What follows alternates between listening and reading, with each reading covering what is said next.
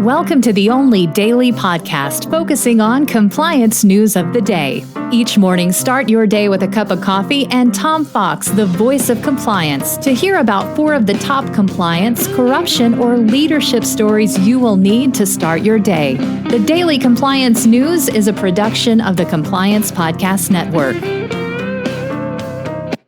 First, a word from our sponsor.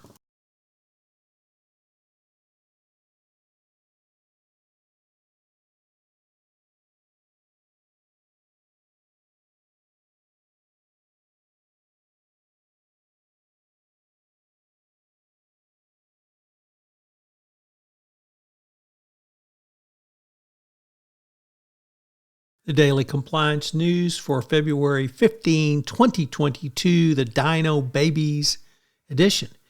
And we begin with that story. All of today's stories come from the New York Times. We haven't had that in a while, but IBM is accused of pushing for a younger workforce, and many former employees have accused the company of age discrimination in a variety of legal filings.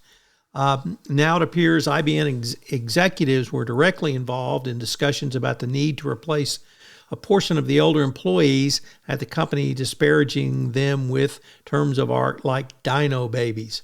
A trove of previously sealed documents made public by a federal district court shows executives discussing plans to phase out older employees. Of course, this is all illegal under Title VII. So it looks like IBM's in for a big payday of paying, that is.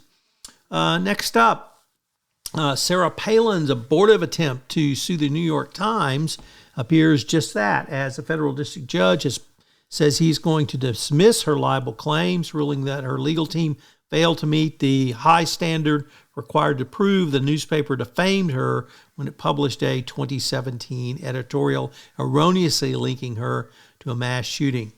The decision came as the jury was still behind closed doors, and the judge said he would allow the jury to continue before formally entering his decision, which was in response to a motion to dismiss by the New York Times.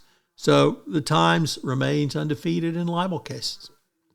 Next up, the accounting firm Mazars USA, that has represented Donald Trump over the past 10 years, sent a letter to the Trump organization cutting ties with the Trump organization and saying that its prior work can no longer be presented to anyone because Mazars had found that there were discrepancies in the information between what the Trump organization provided and the actual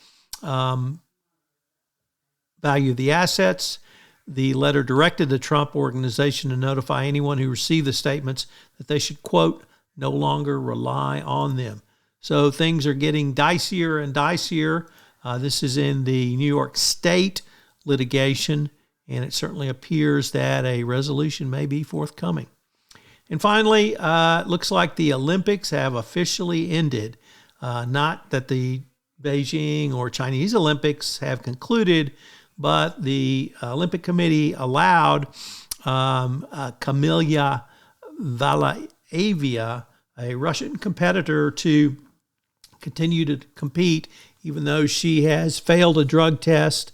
And so if the Olympic Committee is going to allow her to compete, although not medal after failing a drug test, you wonder why anyone would ever follow the rules again. The Daily Compliance News is a production of the Compliance Podcast Network and a proud member of C-Suite Radio. Thanks so much for listening. I hope you'll join me again tomorrow.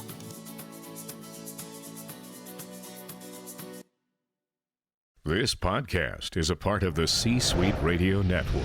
For more top business podcasts, visit c-suiteradio.com.